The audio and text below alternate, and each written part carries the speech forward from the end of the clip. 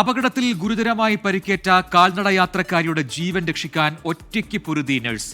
VPS Lakeshore ആശുപത്രിയിലെ nurse ദീപമോളാണ് ജീവന്റെ മാലാഖയായത്. KSRTC ബസ്സിടിച്ച് ഗുരുതരാവസ്ഥയിലായ കാൽനട യാത്രികയെയാണ് ദീപമോൾ രക്ഷപ്പെടുത്തിയത്. ഡ്യൂട്ടി കഴിഞ്ഞ് KSRTC ബസ്സിൽ ദീപ വീട്ടിലേക്ക് മടങ്ങുമ്പോഴാണ് തുറവൂരിന് സമീപത്ത് വെച്ച് അപകടം നടന്നത്. ബസ്സിടിച്ച് അബോധാവസ്ഥയിലായ ശോഭനയെ കണ്ടയുടൻ ദീപ ബസ്സിൽ നിന്നിറങ്ങി പ്രാഥമിക ശുശ്രൂഷ നൽകി. നാഡിമിടിപ്പ് കുറഞ്ഞതോടെ തുറവൂർ താലൂക്ക് ആശുപത്രിയിലേക്ക് മാറ്റി. നില ഗുരുതരമായതിനാൽ ആലപ്പുഴ മെഡിക്കൽ കോളേജിലേക്ക് താലൂക്ക് ആശുപത്രിയിൽ നിന്ന് റഫർ ചെയ്തു.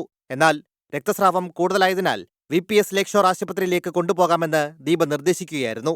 യാത്രയിലുടനീളം ശ്വാസോച്ഛ്വാസം നിലനിർത്താൻ ആംബാഗ് ഉപയോഗിച്ച് ദീപ തുടർച്ചയായി CPR നൽകി. ലേക്ഷോറിൽ എത്തിച്ച ഉടൻ വിദഗ്ധ ചികിത്സ നൽകി. ന്യൂറോ സർജിക്കൽ ICUവിലേക്ക് മാറ്റി.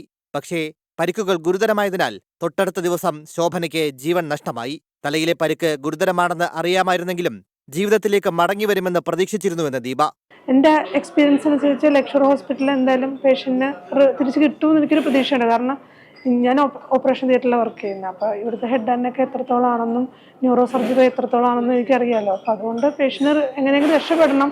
എനിക്ക് ഏറ്റവും അടുത്ത് ഫീബിളായിട്ടുള്ള ഹോസ്പിറ്റൽ ഇത്. അത്രയും ദൂരം അങ്ങോട്ട് പോയി കഴിഞ്ഞാൽ പേഷ്യന്റ് എന്തായാലും മരിക്കുമെന്ന് എനിക്ക് ഉറപ്പാണ്. അത്രയ്ക്ക് ചീത്ത കണ്ടീഷനായിരുന്നു പേഷ്യൻ്റെ.